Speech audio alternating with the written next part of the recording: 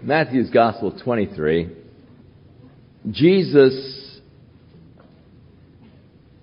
has been at the temple, and he was challenged as to his authority by the priest. And then he was asked questions by the scribes, the Pharisees, the Sadducees. And then Jesus finally asked them a question: what do you think of Christ? Whose son is he? And when they said the son of David, he said, how can he be the son of David when David by the Spirit called him Lord? And no father would ever call his son Lord. That's just so totally against the culture. Just not done. So they couldn't answer him, and neither did they dare ask him any more questions after that. Now, still there in the temple, as we go into chapter 23, we are still there within the temple precincts. Then Jesus turns from this questions and counter questions with the scribes and Pharisees, and he turns to the multitude that is gathered around him and to his disciples that are there.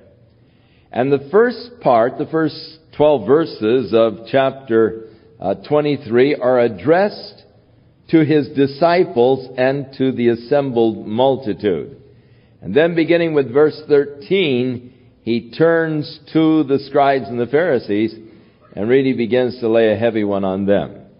But first of all, notice Jesus then spake to the multitude and to his disciples, saying, the scribes and the Pharisees sit in Moses' seat, or in Moses' chair. The Greek word is cathedra, which is sort of a school. And you hear of a person who chairs the department of philosophy and all. And so it is the sitting there in the as a teacher, as a lecturer in the area of Moses. All therefore, whatsoever they bid you to observe, that observe and do. But do not ye after their works, for they say and do not. Now, Jesus had just given a parable that they had, the scribes and Pharisees had recognized was against them. He asked them, and they caught themselves, or he caught them, and they realized that they were trapped by it. He had said to them, there was a certain father who had two sons, and to the first he said, go out in the field and work for me. And the son said, okay, Dad, I'll be glad to go. But he didn't go. Or the first one he said, no, I won't go. And then later on he repented and went. The second one said, yeah, I'll go. But he never went. Now Jesus said, which one really did the will of his father? And they said, well, the one that went out. And Jesus said, that's right. Now Jesus is, you see, saying here, look, they say, but they don't do. Now, you observe to do the things that they tell you to do, but don't follow their works, because they say things. But yet they themselves don't do them. The New Testament is quite emphatic in the fact that we are to be doers of the word and not hearers only, deceiving ourselves. Paul, as he was writing his epistle to the Romans, spoke of how that the Jews so often felt that they were justified just because they had the law, not because they were doing it, but because they had it. They felt that they were justified. It's just like so many people feel that they're Christians just because they live in the United States. Not because they are actively following Jesus Christ, but after all, I live in a Christian nation. But Jesus said, look, these men are saying it, but they're not doing it. So follow what they say, but don't follow their works. For they bind heavy burdens and grievous to be borne, and they lay them on men's shoulders, but they themselves will not move one of them with their little fingers. Now, it is interesting as you go over to the Holy Land and see the laborers and the heavy burdens that they bind and lay on these laborers' shoulders. It's unreal. We have some fascinating pictures that look like a big bundle of sticks and all walking down the road. I mean, all you can see are the feet underneath, but these guys are so laden down. They've bound so many sticks and all together and put them on these guys' shoulders that all you can see are the feet underneath, and it looks like sticks are walking. And so it was a picture that was very common to the people over there. The little donkeys. They really load those little donkeys down. Looks like sometimes you have 4 legs under the sticks walking, or under this pile of sheaves or whatever. And they would bind these heavy, heavy burdens, Jesus said, and then they lay them on men's shoulders, grievous to be borne. Now he is, of course, speaking figuratively. They could see the figure in their mind. They had seen these fellows just loaded down with loads that, you're just straining to try and carry it because they would lay so much on you. And so Jesus is saying this is what the scribes and Pharisees are doing. They lay these heavy, heavy burdens upon men, yet they with themselves won't even move with one of their fingers. They won't lift anything with one of their little fingers. For all of the works that they do to be seen of men. Now you remember the Sermon on the Mount in the 6th chapter.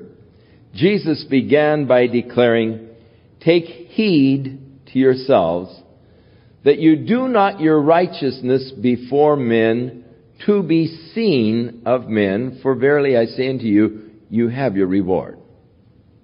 And then he talked about how you gave. Don't sound the trumpet before you like the Pharisees, who like to make a big to-do over what they give so all men can see what they're giving. But when you give, do it in secret. Don't let your right hand know what your left hand is doing. When you pray, don't be like the Pharisees and all who love to stand on the street corners, that they might be seen of men. But go in your closet, shut the door. When you fast, don't be like the Pharisees who go around with these long faces and they look so gaunt and all. But anoint your face and all, that you don't appear unto men to fast.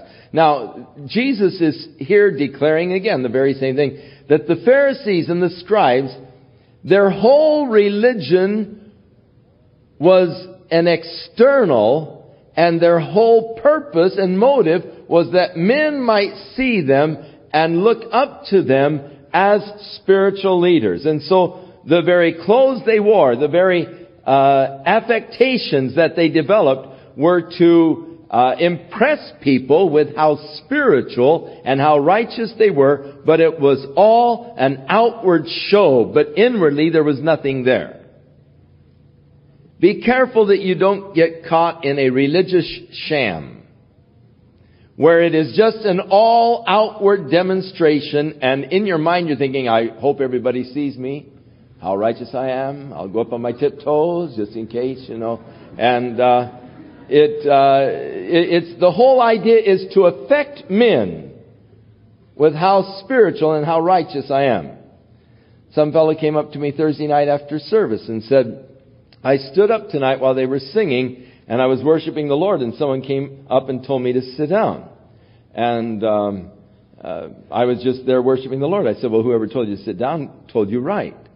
I said, if everybody else is sitting down and you are standing, then all you are doing is drawing attention to you. We're not here to be attracted to you. We're here to be attracted to Jesus Christ. Now, you've got to be careful that in your worship of the Lord, that in your service to the Lord, that you don't get caught in the trap of doing things so as to draw attention to yourself. Whatever you do, in your worship or in your service, if the net effect is drawing attention to you, and this is, what's there within your heart, you're in the same category as the scribes and Pharisees. We've got to be very careful of this. You see, my old nature is totally corrupt. So much so that even when I am engaged in my spiritual activities, my old flesh would still like to do things in such a way that everybody will know how spiritual I am. I would like people to know just how deeply committed my life is to God. How much time I devote myself into just seeking the Lord and His Word. In fact, in reality, I want people to think that I do that more than I really do. And so often, I try to give an impression that I am more spiritual than I really am, that I'm more deeply committed than I really am, that I have a greater prayer life than I really do. But whenever I try to give that impression to people, I am a hypocrite. I'm guilty of hypocrisy. I'm seeking to impress people. I should be interested only in impressing God with my righteous living, and I know that God can't be impressed. But I should only be thinking of God when I am in worship, when I am in prayer, when I'm giving. I should never be doing it for the effect that I can create in the mind of man, but I should always just be doing as unto the Lord in that secret place of fellowship and communion. Now, Jesus said, for all of their works they do to be seen of men, and they make broad their phylacteries. Now, the phylactery was the little box that they would bind on their wrist and bind on their forehead. And they were told under the law that they were to take and bind the law of God to the frontlets and to their hands and so forth. And so there are these little leather boxes. And every day when they go to pray, except the Sabbath day, because on the Sabbath day you're not to bind, you're not to bear any burdens and so forth, so they don't do it on the Sabbath day. But every day, as they go to prayer, they go through this ritual of, first of all, binding their arm and tying this little box on their arm. Now, in this little box on the wrist, or on the hand, there is one chamber in the little box, and it has 4 passages of Scripture from the Old Testament and little scrolls in this little leather box on their hand. The one on their forehead, and they bind another leather tongue around their forehead in this little black box, leather box on their forehead. And in that there are 4 compartments, and these same 4 passages on little scrolls, only one little scroll in each 4 compartments. Now, these Pharisees, they would get big boxes. Broaden their phylacteries. So everybody can see, man, I really, heavy duty prayer, because look, at the big box that I've got here, and so they would broaden their phylacteries, and of course the whole idea was people might observe them and see them. And then of course they enlarged the borders of their garment, or these little tassels that they would put on their garments. And again, they were to be more or less symbols. There was that law in the Old Testament of these fringes on their garments that they were to make. And so they would enlarge these fringes. Now, today they still have the fringes, but they put them on the prayer shawls that they wear. And of course, going to the western wall of the temple is always an interesting experience as you see them come up and they start binding the phylacteries, and they take their prayer shawls with the fringes even to the present day and wrap them around in a traditional way, and then they'll go up and begin to read their prayers before the wall, and it's quite a fascinating scene to watch.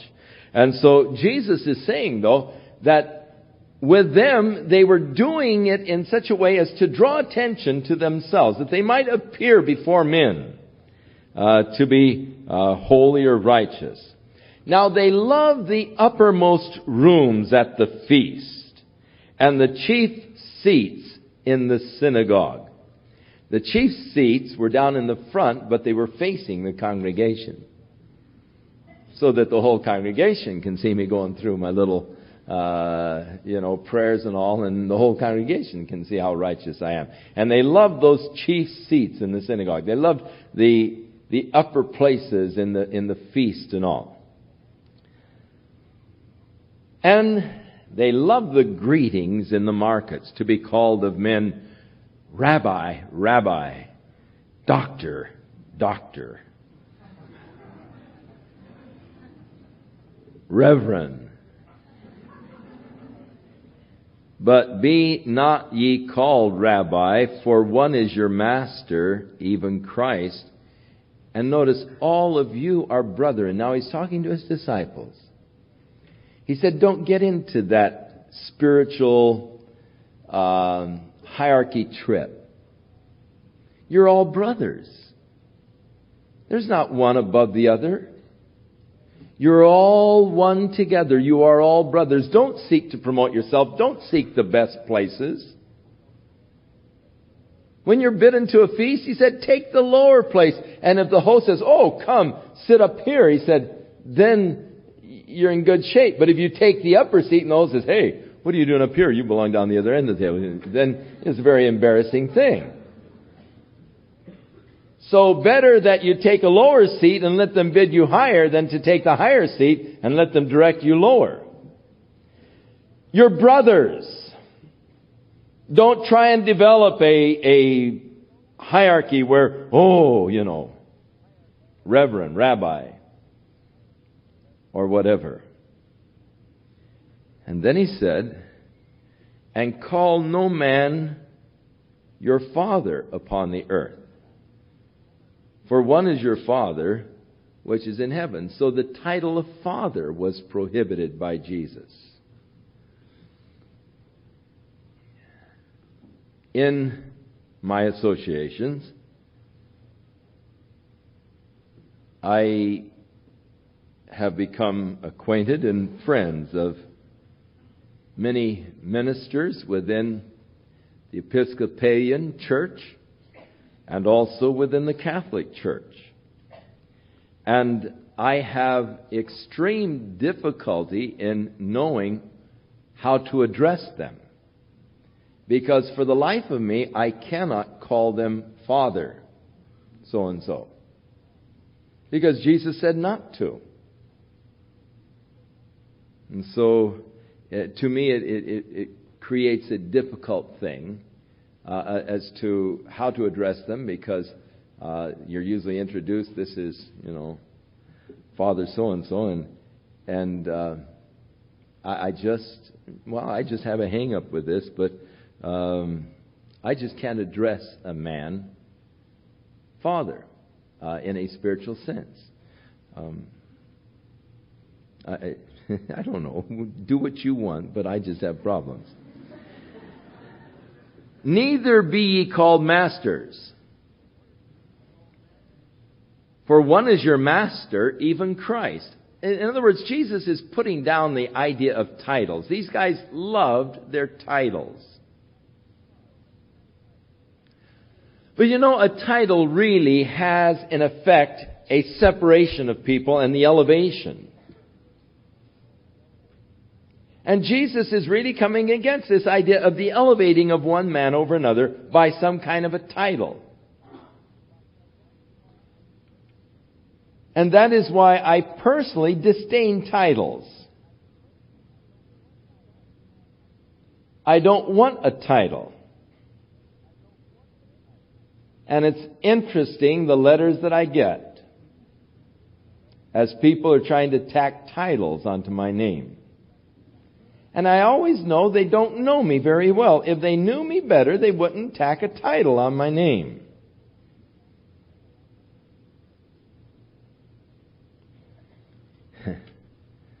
So, Jesus is saying, hey, you're all brothers. So, hey, Brother Chuck, But even that's a sort of a title. Just Chuck is good enough. Jesus said, he that is greatest among you shall be your servant. Not to establish this spiritual hierarchy and, he's. And whosoever shall exalt himself shall be abased. And he that humbleth himself shall be exalted. Now, having declared that to his disciples, and these are the rules for his disciples, he now turns and addresses himself to the scribes and the Pharisees. And he has an eightfold denunciation against them, pronouncing an eightfold woe. To my disciples, don't follow their example.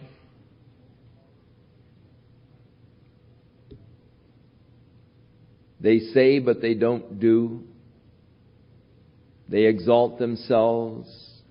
They draw attention to themselves. They love to be exalted and elevated above people, but you are brothers. If you're going to be the chief, be the servant. Humble yourself and God will exalt you. But exalt yourself and God will abase you. Now, woe unto you, scribes and Pharisees, hypocrites. We sang, Jesus, what a wonder you are. You are so gentle, so pure, and so kind. And for the most part, Jesus was a very gentle person. So that when he gets to the place of these strong denunciations, you really take note. Now, if some guy has a high temper and is going around blowing off all the time, you soon get to where you don't pay any attention to him. You say, he's always, blowing off steam. Don't worry about it, But if a fellow is generally very meek and mild temperament, but suddenly he begins to really let off the steam, then you say, wow, what's going on here? Something really heavy. And so Jesus really came down to him. Now I'm interested in the attitude of Jesus towards out and out acknowledged sinners. And contrast that with his attitude towards those spiritual leaders. To the woman who was taken in adultery and brought to him by the Pharisees and said, we caught this woman in the very act of adultery and our law says stone her, what do you say? If she was caught in the very act, where was the man? Surely he must have been caught too. But the poor women didn't have much right in those days. And so they brought the woman to Jesus. And he said, well, I say unto you, let him that is without sin throw the first stone. And then he knelt down and began to draw in the dust, or write in the dust, and probably wrote out the sins that these various guys were guilty of committing. And one by one they began to leave the crowd until there was no one left but the woman. And Jesus finally stood up and he said, where are your accusers? And she said, well, I guess they've all gone. And he said, well, neither do I condemn you. Go your way and sin no more. Very gentle. Very forgiving. Very loving, very kind. To the woman of Samaria, who had had 5 husbands, and now had just moved in with a man without the benefit of marriage, Jesus talked to her about the glorious water of life that would satisfy that inner need in her life where she wouldn't be thirsty again. And he spoke with her so gently of eternal life and the things of God.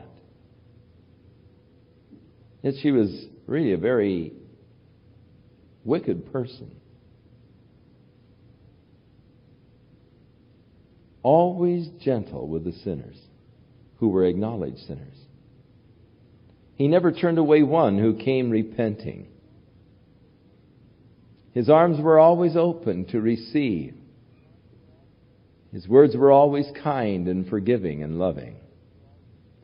But to those who had this pretense of being so spiritual, those who had the pretense of being so righteous, and were trying to foster themselves off on the common people as spiritually superior,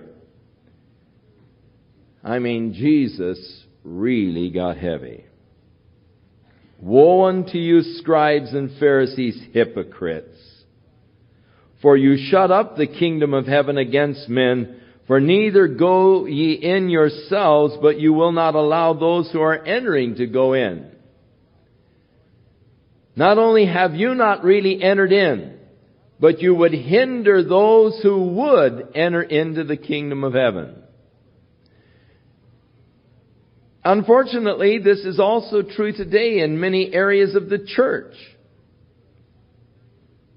where the ministers of those churches have been caught up into liberalism and modernism. And they do not really enter into the kingdom of heaven, but also they prohibit people. They stand in the way. They make fun of the Scriptures. They make light of the Scriptures, or they seek to declare that the Scriptures really aren't the Scriptures. Woe unto you, scribes, Pharisees, hypocrites, for you devour widows' houses, and for a pretense you make a long prayer, but your prayers are only pretensions. Therefore ye shall receive the greater damnation. Woe unto you, scribes, Pharisees, hypocrites, for you compass the sea and the land to make one proselyte. And when he is made, you make him twofold more the child of hell than yourselves. Woe unto you, ye blind guides, which say, whosoever shall swear by the temple, it is nothing. But whosoever shall swear by the gold of the temple, he's guilty. You fools, blind. What is greater, the gold or the temple that sanctifies the gold? And you say, whosoever shall swear by the altar, it's nothing. But whosoever swears by the gift that is upon the altar, he's guilty. You fools and blind. Whether is greater, the gift or the altar that sanctifies the gift? Whoso therefore shall swear by the altar swears by it and all of the things that are on it. And whoso swears by the temple swears by it and by him that dwelleth therein. And he that shall swear by heaven swears by the throne of God and him that sits thereon. Woe unto you, scribes, Pharisees, hypocrites. He's really getting down on them for their traditional teachings. If you swear, you're making an oath now. I swear by the temple. I'll do it. No, he swore by the temple? Oh, well, that's all right. He doesn't have to keep it. It's not a binding oath. I swear by the gold in the temple. Oh, look out now. That's binding. Stupid, ridiculous, traditional things that had been developed and had become a part of their actual belief systems. Dogmas that had turned into doctrines. Traditions that were being taught for doctrine.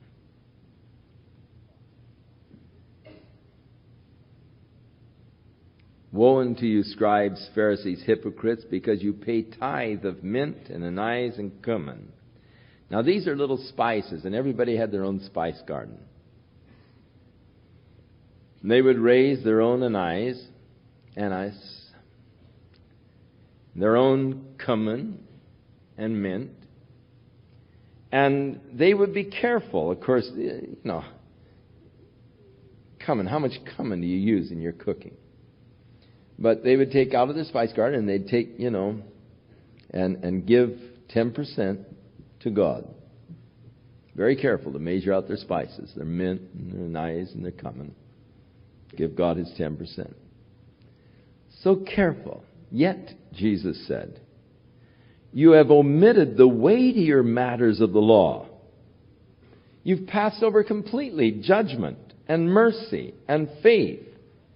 Now, concerning the tithe, notice Jesus said you ought to have done that. You ought to pay your tithes. But you are not to leave the other undone. Now, Jesus does confirm that they were correct in paying tithes. But they were very incorrect in not really seeking justice and mercy and faith. Woe unto you, well, ye blind guides, he said, which strain at a gnat, or strain out a gnat and swallow a camel. Now, when they would drink their wine, they would pour it through a cloth in case a little gnat may have flown into the wine. For if they would drink the wine with a gnat in it, the gnat wasn't kosher. The gnat had blood in it. And they were not to eat anything with the blood. Therefore, they would strain their wine so they would be careful not to drink any gnats.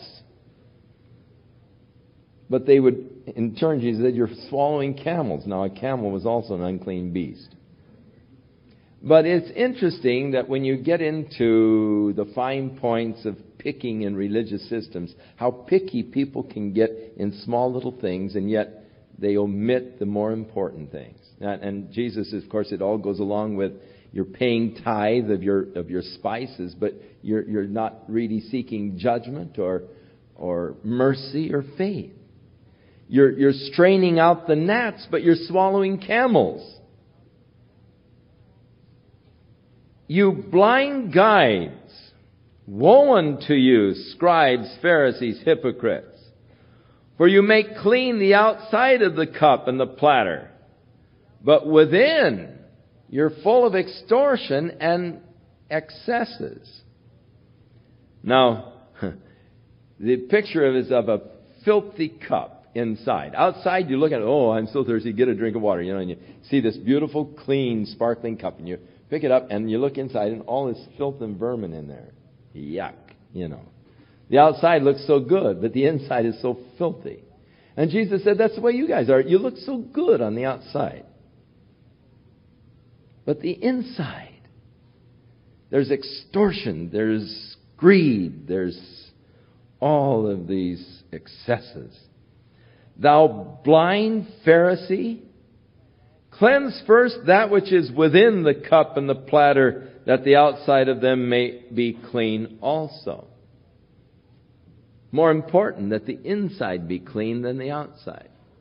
Man looks on the outward appearance, God is looking on the heart.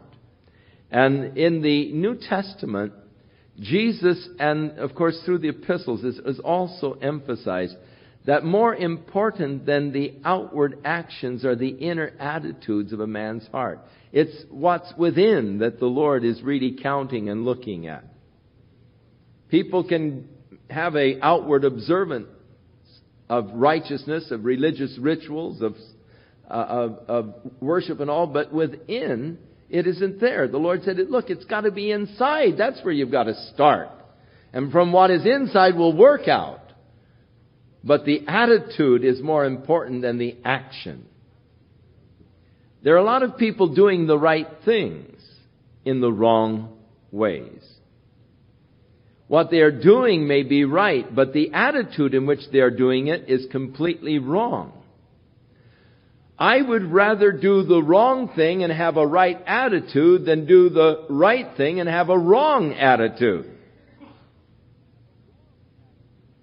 Because God can change my activities in a hurry, but many times it takes an entire lifetime to change the attitude of a man's heart.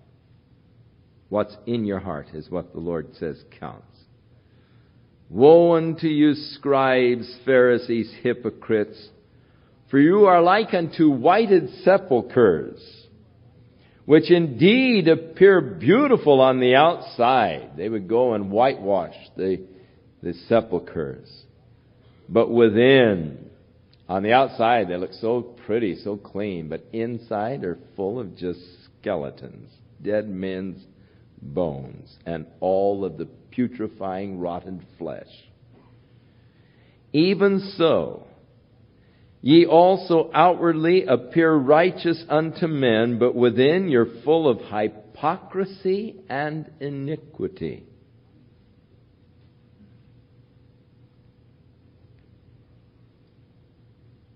Woe unto you, scribes, Pharisees, hypocrites, because you build the tombs of the prophets, and you garnish, decorate the sepulchres of the righteous.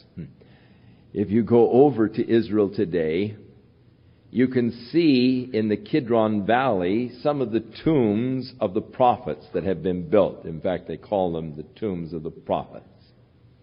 Also, you can see how they garnish the sepulchres. You can go to what they call the Tomb of David. And there is a big silver casket there in which David's remains supposedly are lying. And all of the garnishing, all of the, the trappings and all that they have around this. And they come there and sit and pray there by David's tomb. But they really still garnish so much this Tomb of David.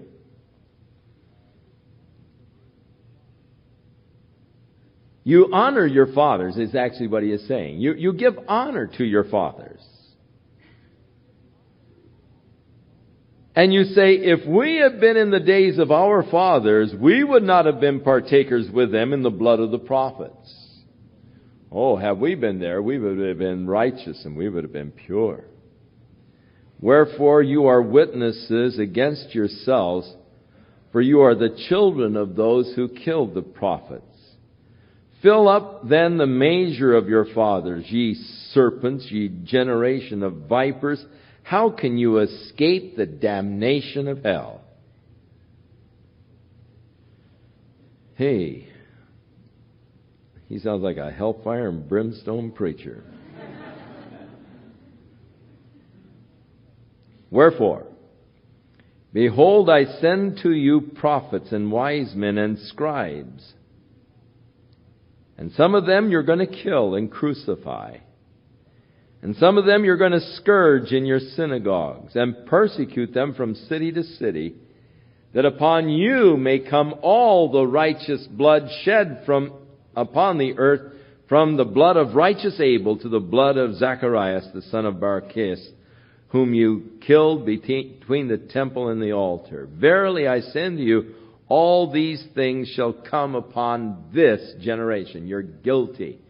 Actually, in the crucifying of Christ, they became guilty of the worst of the heinous sins that man has ever committed. Their fathers had killed the prophets.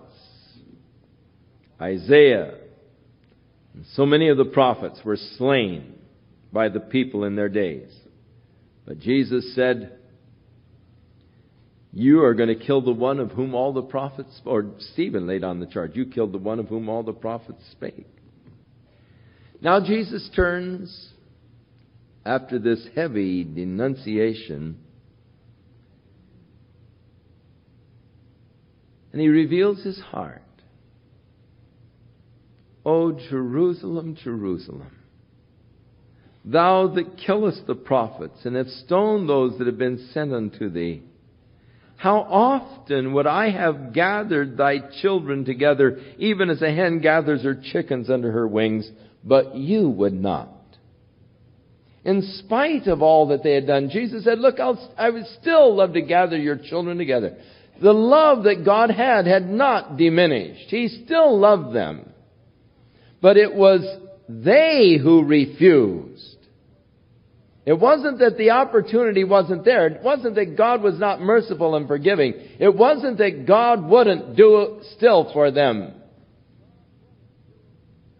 But they would not. And thus, as the result, your house is left unto you desolate. It's come to an end. It's been left desolate. It's all over. You have received the opportunity of the grace of God. You have refused it. And thus the nation Israel will no longer be the light through which God will shine forth to a dark world. Your house is left desolate. For I say unto you, you will not see me again until you are saying, blessed is he who comes in the name of the Lord. You won't see me until the persecution is so heavy, the tribulation so great, that you'll be saying, oh, blessed is he who comes in the name of the Lord. And they'll be crying out and praying for him before he returns.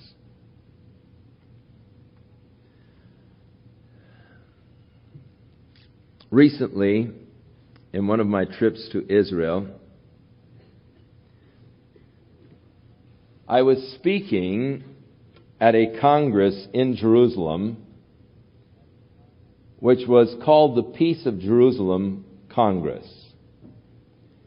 It was a congress in which the churches of the world were expressing towards the people of Israel our love for them and our support for them. And when I arrived at my hotel room, I had a letter there from one of the rabbis from Mea Shearim. And he was saying, what are you doing here? Speaking of support for Israel, Israel has no right to exist as a nation. And he went on and was really taking me to task for speaking at this Congress in support of the nation of Israel. And so I took the letter to some of my Jewish friends there in Jerusalem. And I said, look at this greeting that I got from one of your rabbis. And of course, these friends had helped set up this whole meeting and were all gung-ho because they realized the value of the support of the Christian church for the nation of Israel. And I said, look what one of your rabbis has sent to me. And they read it and they said, don't pay any attention to it. Those guys are fanatics, you know. They're just radical. They're fanatics. Don't pay any attention to it, you know. I said, but he's a rabbi. Yeah, but rabbis can be fanatics too, you know. I said, oh, really? Then you mean that he's no doubt wrong in his idea that Israel shouldn't be a nation because he's just a fanatic? He's made a mistake in this? Oh, yeah. I said, do you realize that some rabbis made a serious mistake 2,000 years ago? And that, unfortunately, you're still following their serious mistake? I said, how do you know but what they weren't a bunch of radicals just like this rabbi that wrote me, who made a tragic mistake? And here, though, 2,000 years later, you're still following the advice of those rabbis who rejected Jesus as the Messiah. I said, they were fanatics. They were radicals. The guys were silent. Now Jesus went out, left the house desolate. He's rejected now. They rejected him. Now he has rejected them. Leave the house desolate. You're not going to see me again until you're saying, blessed is he who comes in the name of the Lord. And so you're not going to see him until he comes again. So as Jesus was going out and departing from the temple, his disciples came to him to show him the buildings of the temple. They were remarking really on the stones, one of the Gospels tells us, and according to Josephus, there were huge stones. Many of them weighing up to 110, 120 tons. All carved out so perfectly that they fit together so smoothly that you cannot, even to the present day, insert a knife blade between them. How in the world they ever carved these so perfectly and lifted them into position is still a mystery today. The engineering by which Herod built the western retaining wall, using many of these same huge stones, is still a engineering marvel today. And however they did it, it was really a marvel of engineering. So they were showing Jesus the buildings, this fabulous building that was built up there on the Temple Mount by Herod. And Jesus said unto them, "You see all of these things? Verily I say unto you, there shall not be left here one stone upon another that shall not be thrown down." This prophecy of Jesus was literally fulfilled some 40 years later, when Titus came into Jerusalem with the Roman troops, set fire to the temple, which was the last stronghold and citadel in which the inhabitants of Jerusalem were holding out. And so they set fire to the temple, actually against Titus's order. He wanted to preserve the temple, but some drunken soldier shot a flaming arrow. The temple caught fire. The people inside were cremated. The gold in the dome melted and came down in these crevices, and so they threw down the temple stone by stone to get the gold, until finally not one stone was left standing upon the other. Today in Jerusalem, near the Western Wall, just east of the entrance into the Temple Mount by which you go up to Al-Aqsa Mosque, as you look down on the right-hand side to the old Roman road, which is down at the bottom of the valley there that has now been excavated, you can see some stones lying in just as they fell, just as they were pushed by the Roman soldiers in 70 A.D. when they sacked Jerusalem. And they believe that some of these stones were actually from that temple of which Jesus spake. And you can see the rubble down there in the bottom of the valley as these stones were just pushed over and cracked and broken and are still lying in disarray in the bottom there on the street. Broke these great pavement stones of the street as they fell. But Jesus, the prophecy of Jesus, was literally fulfilled, so that not one stone of Solomon's temple was left standing upon another. They've all been thrown down. Now, he left then the temple area, and he went over to the Mount of Olives, and he sat down there on the Mount of Olives.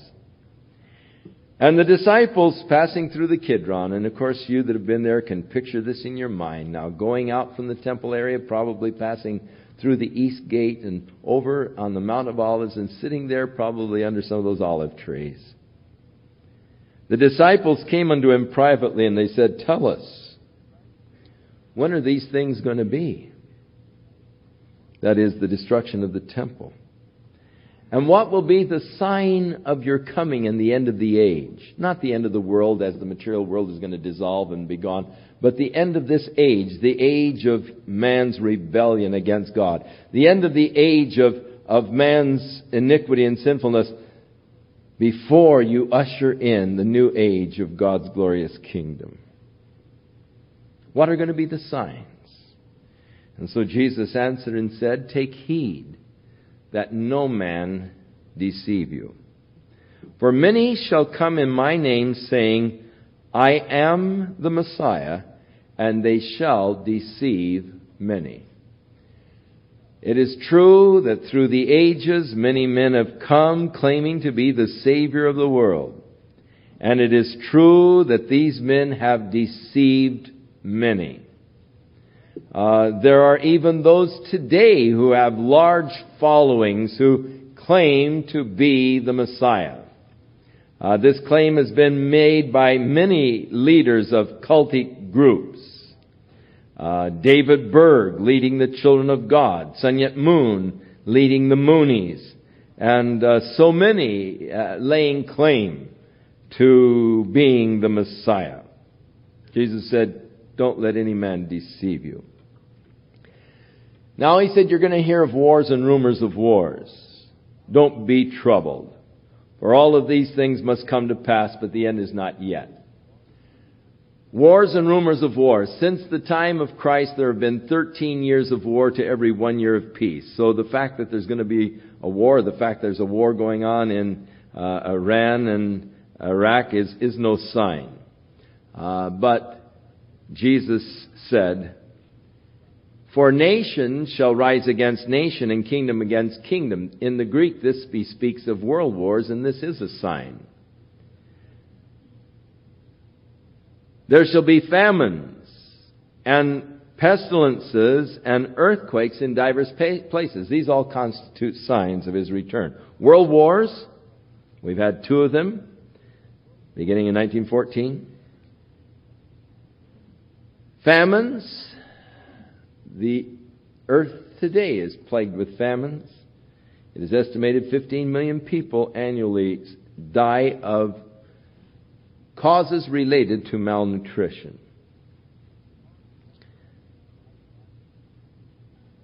Pestilences, viruses, and earthquakes in diverse places. All of these are just the beginning of the sorrows. This is starting it. Now they're going to deliver you up to be afflicted. They will kill you. You will be hated of all nations for my name's sake. And surely the disciples, all of them, were martyred with the exception of John, the beloved. In Fox's Book of Martyrs, he lists the deaths and the manner of deaths of all of the disciples, and it's a book that will really give you a appreciation of the heritage that we have and the price that was paid to bring it to us. "Then many shall be offended. They'll betray one another. They'll hate one another. Many false prophets shall arise and deceive many." There will be the false messiahs, and then there will also be false prophets arising and deceiving many people. And my wife told me not to get on that tonight, so I won't.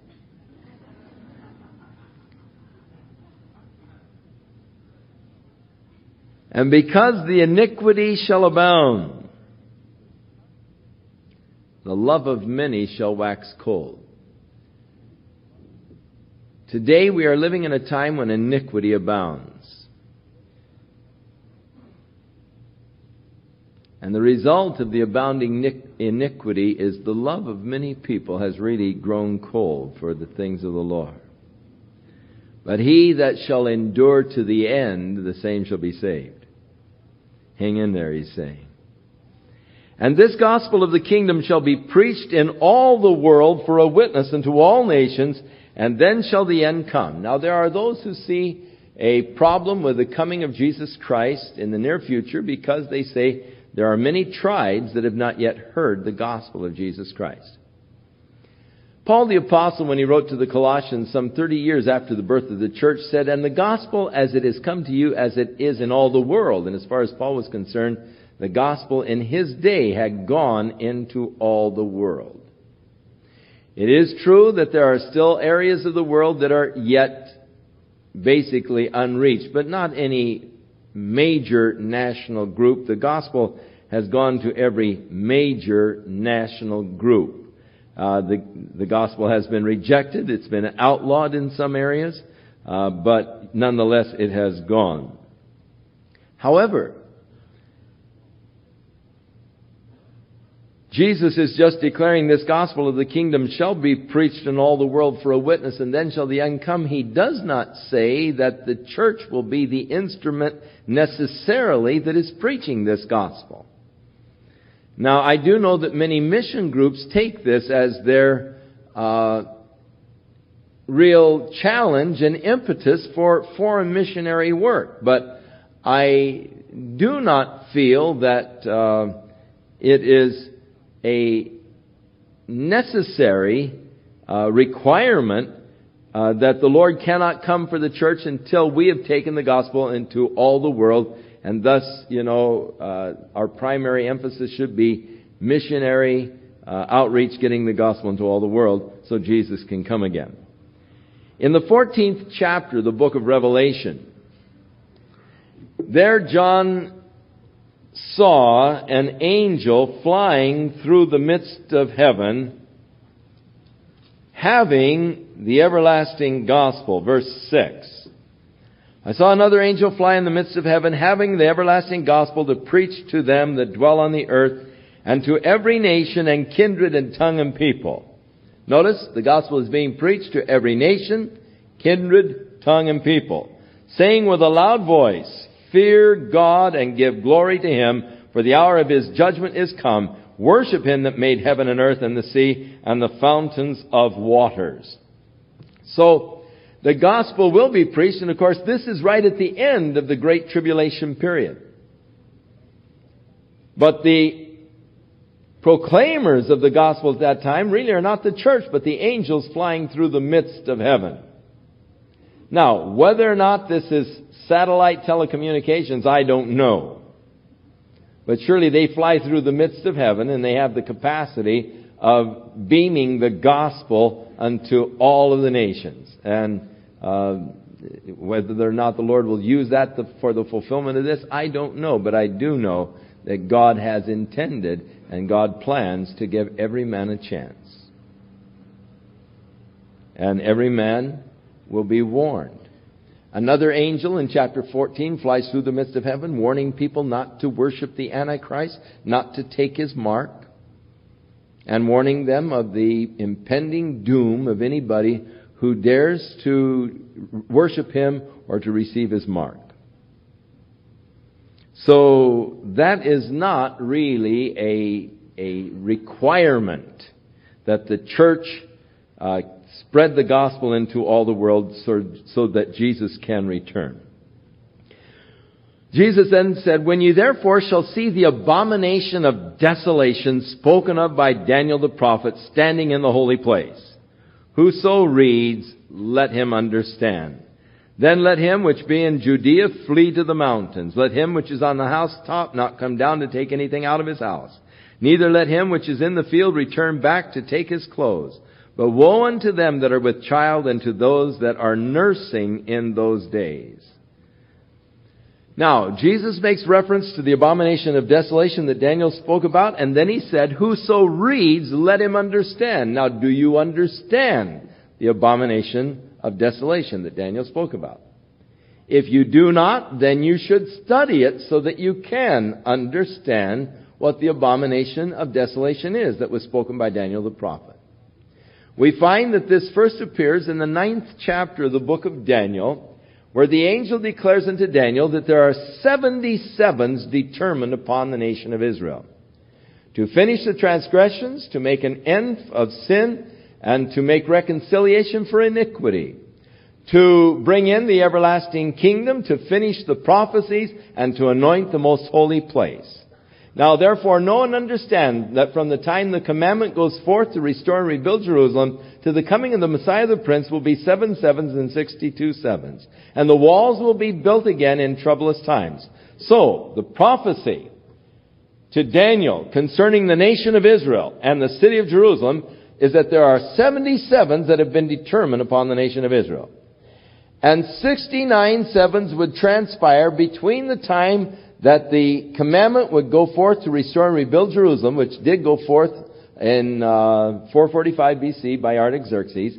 And from that time it would be 483 years, 7 sevens, 49 years, and 2 sevens, or 470, 62 years, 483 years altogether. And that from this time to the Messiah. So Christ came 483 years after the commandment went forth to restore and rebuild Jerusalem. But then the angel said to Daniel, but the Messiah will be cut off with nothing for himself. Or the Messiah actually will be cut off and not receive the kingdom. And the people will be dispersed. They will be a flood or the dispersion. And so the prediction of the Jewish nation being dispersed after the 69 sevens. Now, in the beginning he said 77s are determined upon the nation Israel. So there is a one missing 7-year cycle that God has determined upon the nation of Israel and the city of Jerusalem. The Messiah came after the 483 years. The Messiah was cut off. He did not receive the kingdom. The Roman troops came, the Jews were dispersed. So you still have a 7-year period that is not yet fulfilled. Now the Lord does not leave us in total darkness concerning this 7 years. He then went on to say, now the prince of the people that shall come, that would be the leader of this final world empire, the 10-nation federation in Europe, who is called the son of perdition, the man of sin, the beast, or several different names in the scriptures, commonly called the Antichrist. He will make a covenant with the nation of Israel. Through his covenant he will be hailed as the Messiah.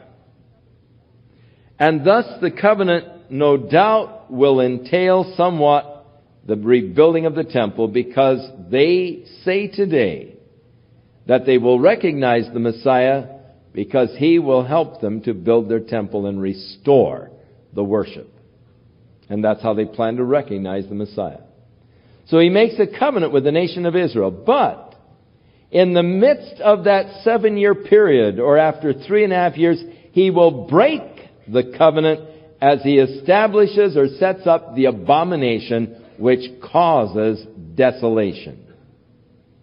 Now, the abomination which causes desolation is when he, after 3.5 years, returns to Jerusalem and comes into the holy temple that has been rebuilt and stands in the holy place, defiling it by declaring or showing that he himself is God. Paul tells us in 2 Thessalonians chapter 2 that he will stand in the temple of God, showing that he himself is God and demand to be worshipped as God. And Jesus said, when you see this, the abomination of desolation that was spoken of by Daniel the prophet, then flee to the wilderness. And pray that your flight will not be in the winter, nor on the Sabbath days. Talking definitely Jewish language to Jewish people. Now, according to the book of Revelation, the Antichrist, or the beast, the man of sin, is going to make war against Israel. And God, he said, is going to give them wings of an angel to bear them to a wilderness place where they will be nourished for 3.5 years. And when the dragon sees that they have been escaped from him, he will send out an army after them, and the earth will open up and swallow the army. But they will be preserved of God in this wilderness place for 3.5 years. In Isaiah 16, God said to Jordan, actually, to Petra, open up your gates and receive my people, bear them safely to Petra, that they might be there until the indignation, which is the Old Testament word for the Great Tribulation, until the indignation be overpassed. So Jesus is saying, look, when you see this abomination of desolation, or 3.5 years into this final 7-year period, when you see this abomination of desolation that Daniel spoke about standing in the holy place, that's the sign for you to get out of there, and get out of there fast. Don't bother going to your house to get anything. Just get out. The Lord will preserve you when you get down to Petra, but get out of there as fast as you can. And so that is what the abomination of desolation is. It is when the Antichrist stands in the temple showing that he is God and demands to be worshipped as God. This is the final straw of man's rebellion, and this is what precipitates the great tribulation period. It is at this point that God's fury, the cup of the indignation of His wrath, will overflow, and God's judgment will come down upon this Christ-rejecting world, and you will have the period known in the Bible as the Great Tribulation period, which will last 1,290 days. And it is given in great detail in the book of Revelation, beginning with chapter 6 and going through chapter 18. So if you want to know the things that will be transpiring during that 3.5-year period of time, God has spelled it out in great detail for you. All I can say is, you don't want to be here.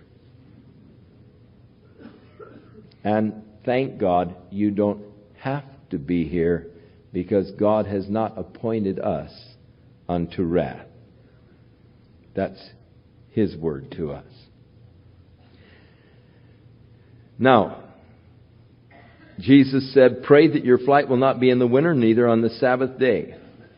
For then shall be great tribulation, such as was not since the beginning of the world to this time, no, nor ever shall be." The time of the greatest tribulation that the world has ever seen.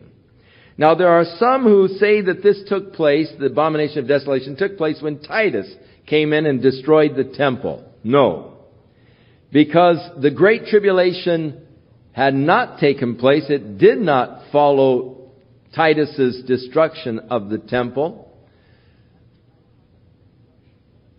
And John, writing the book of Revelation, wrote long after the temple was destroyed by Titus and details the Great Tribulation as a yet future event that will take place after the church things. In chapter 4, verse 1 of the book of Revelation, now after these things, after what things? The things of the church in chapters 2 and 3. I saw a door open in heaven, the first voice as of a trumpet saying to me, "Come up hither, and I'm going to show you things that are going to be after these church things." And immediately I was caught up by the Spirit. I saw the throne of God, and He describes it. Chapter 5, He describes the scroll in the right hand of Him that is sitting upon the throne, and the worship and glory that is given to Christ when He takes the scroll and assumes the authority and the power that is His. Chapter 6, He begins to break the seals of this scroll. And as He does, first of all, the white horse with his rider, the Antichrist, coming over, taking over the earth, followed by the wars and the famines and the death. And then we proceed on into the Great Tribulation period, yet future. Now, Jesus said concerning these days, unless those days were shortened, no flesh would be saved. But for the elect's sake, those days shall be shortened. The elect's God's people, the Jews. So, the tribulation will be so horrible, the war and all that will break out, the great battle of Armageddon, so fierce, so great, that unless God would shorten those days, no flesh would remain. And so for the elect's sake, God will shorten those days. Then if any man shall say unto you, Lo, here is Christ, or there, don't believe it. For there shall arise false Christ and false prophets. Now, there will be the false Christ, the Antichrist, and he will have the false prophet who will come to cause the world to worship him. And Revelation chapter 13 tells you about the false Messiah and the false prophet who will lead the world to worship the false Messiah. And we are told in Revelation that they will come with great signs and wonders and miracles. And of course in 2 Thessalonians chapter 2, as Paul is talking about this man of sin, he talks how he deceives the world with the signs and the miracles and the wonders that he is able to perform. Now, a person who has premised his faith and belief upon signs and miracles and wonders is really in sort of a dangerous position. If you don't premise your faith in the Word of God, But you're looking for signs, miracles, and wonders. Hey, you haven't seen anything yet. When the Antichrist comes, he's going to be able to do all kinds of supernatural things. And because of that power, he will deceive many. Jesus is warning over and over, don't be deceived. If possible, the signs and wonders are so great, if possible, even the very elect would be deceived. Behold, he said, I've told you now before it happens.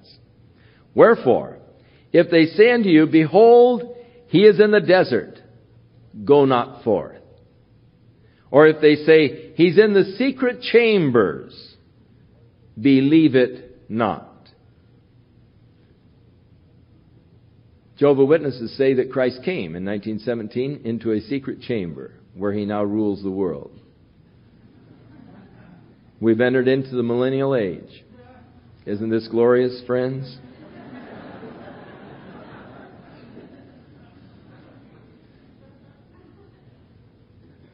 The Bible says that Satan will be bound during this period of time.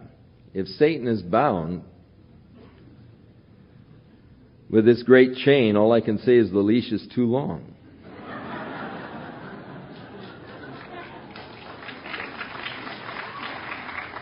Now, Jesus is talking of his coming, and he says, for as the lightning cometh out of the east and shineth even to the west, so shall the coming of the Son of Man be. Now, does that sound to you like a secret coming in a private chamber someplace?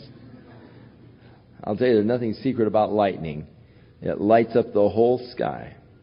And for wheresoever the carcass is, there will the eagles be gathered together. Now, there's a lot of problem on the interpretation of what Jesus meant by wherever the carcass is, there will the eagles be gathered together, and the interpretations fight each other and are in direct opposition to each other. The one interpretation is that the carcass refers to all of the dead bodies that will be in the valley of Megiddo after that great slaughter in the war there. And where God invites in Revelation chapter 17 the birds of the air to come feast upon the kings and the chief captains of men and so forth. And that it will be the vultures that will come into the valley of Megiddo to devour all of these slain bodies that are there. And someone even had a rumor that vultures were multiplying very rapidly in Israel. And that all the vultures were laying 4 and 5 eggs instead of the usual 2 and all, which is all a bunch of poppycock. But people get those stories going, and then they have a way of embellishing them and enlarging them. Now, that's one interpretation. The other interpretation, and let me say the word is eagle, not vulture. And the other interpretation is so different from the first. And they say the carcass is really the body of Christ, and the eagles are the saints. So you see how diverse the interpretations of this particular verse actually are. Now, I, for one, am not willing to get into the dispute of which interpretation is right. There are many things that I have filed in my file up here in my brain that says, wait for further information before you make a solid decision or commitment. This is one of those areas. I really don't know which interpretation is right, and I'm really open. I don't know, and I confess I don't know. I can see the problems with either interpretation. I can see the validity for both interpretations. And I personally do not know which interpretation is correct. And thus you are free, I've given you both interpretations, to choose whichever one fits your schema best, and you can go with it. Now, immediately after the tribulation of those days, shall the sun be darkened. This will be the final aspects of the tribulation, the great cataclysmic signs in the heavens. The sun darken, the moon will not give her light, the stars shall fall from heaven, and the powers of heaven shall be shaken. And then shall appear, when? Immediately after the tribulation of those days, then shall appear the sign of the Son of Man in heaven, and then shall all the tribes of the earth mourn, and they shall see the Son of Man coming in the clouds of heaven with power and great glory. Now, the Jehovah's Witnesses really have a time when they get to this verse of Scripture double talking. And they'll throw you off of this one immediately. They don't like this Scripture at all. Because Jesus already came and He's in a secret chamber. Nobody saw Him except their leaders, who are now getting their instructions from Him, as He is setting up His theocracy through them upon the earth. But here it says, and they shall see the Son of Man coming in the clouds of heaven with power and great glory. All of the tribes of the earth.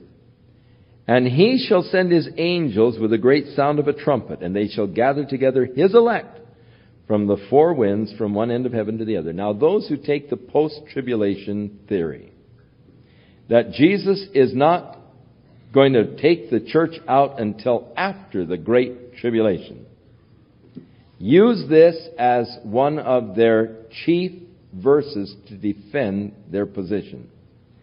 For He shall then, after He returns, after the Great Tribulation, He will then send His angels with a sound of a trumpet. The trump of God shall sound. And they shall gather together His elect from the four winds, from one end of the heaven to the other. Now, one thing that they always disregard is that the Bible speaks of that trump by which the church will be caught up to glory as the trump of God always shall sound. Whereas they confuse that with the seventh trumpet of the book of Revelation. Because the trump of God is called the last trump, and so they say the seventh trump is the last trumpet in the book of Revelation. But again, in the book of Revelation, they are the trumpets of the seven angels, and the seven angels prepared to sound their seven trumpets. And there's a vast difference between the seventh trumpet, which is declared to be a woe, and that trump of God whereby the church shall be called to her reward. Now, this particular verse is one of those compilations where Jesus put together 3 verses out of the Old Testament whereby God has promised that when the return of Christ takes place and the kingdom is established, that God is again going to take back the Jews as His people, as a nation, and He's going to bring them back in the land and honor them once more.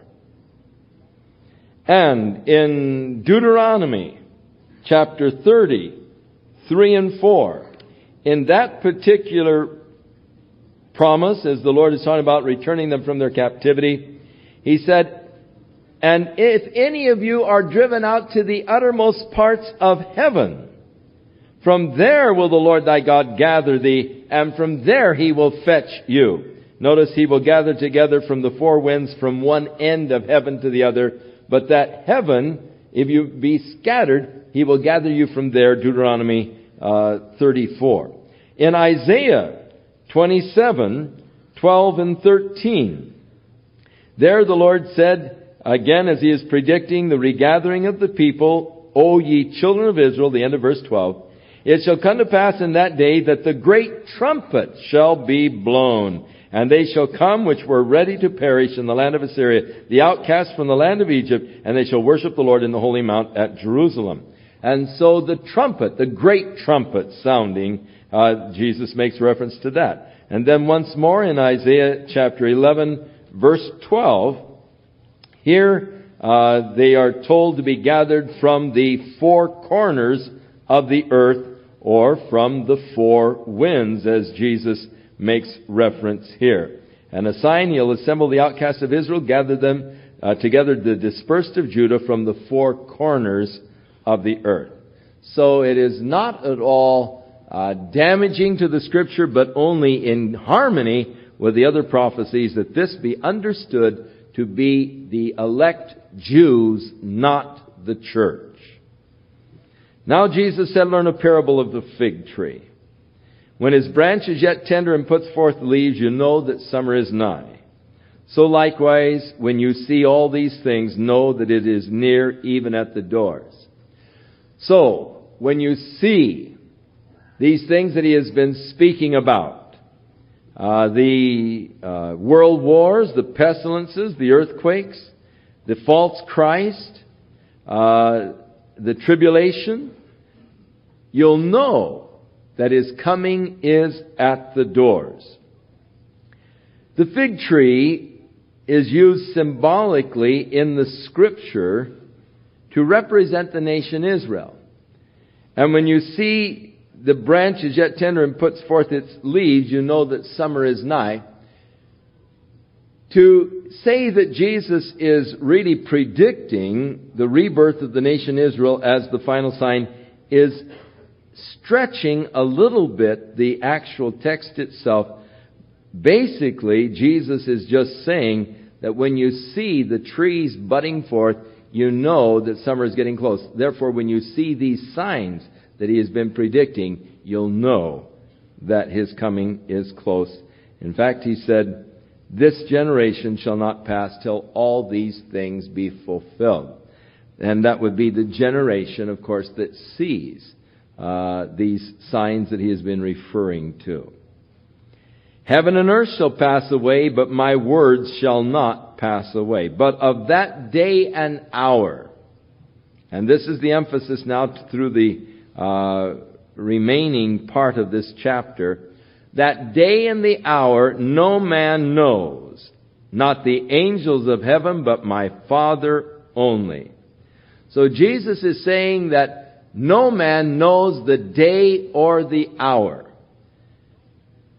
Only the Father. So that anyone who presumes to know the day or the hour is making an unbiblical presumption. But there are many people who try to explain away this no man knows the day or the hour and try to proclaim that they do know the day or the hour. But they fall in that category of false prophets. But as it was in the days of Noah, so shall the coming of the Son of Man be. For as in the days of Noah that were before the flood, they were eating and drinking, marrying, giving in marriage, until the day that Noah entered into the ark. And they knew not until the flood came and took them all away, so shall the coming of the Son of Man be.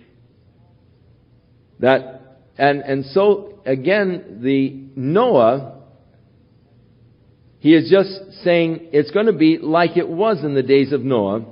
That is, they were going on with business as usual right up until the time of God's judgment. They didn't know until the flood came and took them away. So it will be, people will be oblivious. The world will be oblivious of the return of Christ right until that moment when he comes.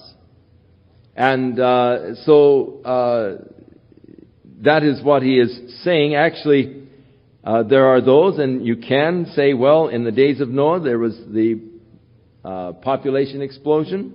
In the days of Noah, there was the wickedness and so forth.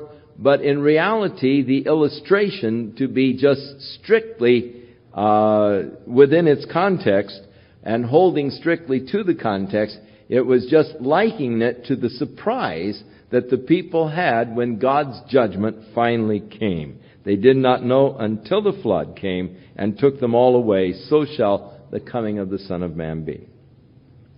Then two shall be in the field. One shall be taken, the other left. Two women shall be grinding at the mill. One will be taken, the other left. Now, again, two divergent interpretations. One says they are taken away to judgment, and those that are taken away are the unfortunate ones, because they are taken away for judgment, and those that are left are the fortunate ones. The other is that this is a reference to the rapture of the church. Those that are taken away are blessed, and those that remain stay for the judgment. And there are arguments on both sides, whichever fits your scheme. Watch, therefore. And this is what applies to all of us. Watch. For you know not what hour your Lord does come. Now, he said, no man knows the day or the hour. Because you don't, watch. You don't know the hour he's coming. It's going to catch a lot of people by surprise. They're not going to know until the Lord actually comes and all. Now, if the good man of the house had known and watched the thief was coming, he would have watched and would not have allowed his house to be broken up. Therefore, be ye also ready, for in such an hour as you think not, the Son of Man cometh. So the twofold. Watch, and therefore be ye ready. Who is a faithful and wise servant, whom when his Lord hath made him ruler over his household, to give meat in due season? Blessed is that servant whom his Lord, when he cometh, shall find so doing. Doing what? Giving to the household their meat in due season. Ministering unto the needs of others. Blessed is that servant who is doing this when the Lord comes. Verily I say unto you, that he shall make him the ruler over all of his goods. But, and if that evil servant shall say in his heart, my Lord delays his coming, and he shall begin to smite his fellow servants, and to eat and drink him with the drunken, the Lord of that servant shall come in a day when he is not looking for him, and in an hour in which he is not aware, and shall cut him asunder, and appoint him his portion with the hypocrites, and there shall be weeping and gnashing of teeth. The danger of saying the Lord is delaying his coming.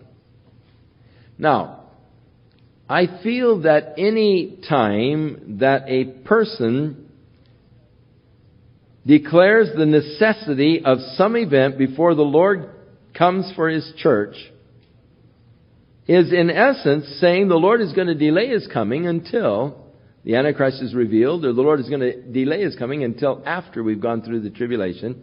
And it is in essence saying the Lord is delaying his coming. Jesus said, look, you don't know the day or the hour. Therefore watch. Therefore be ready. And the idea that the Lord is going to delay his coming until after some particular event does not really create a real impetus towards diligence in serving the Lord, but usually has as its effect a slothfulness, according to the words of Christ.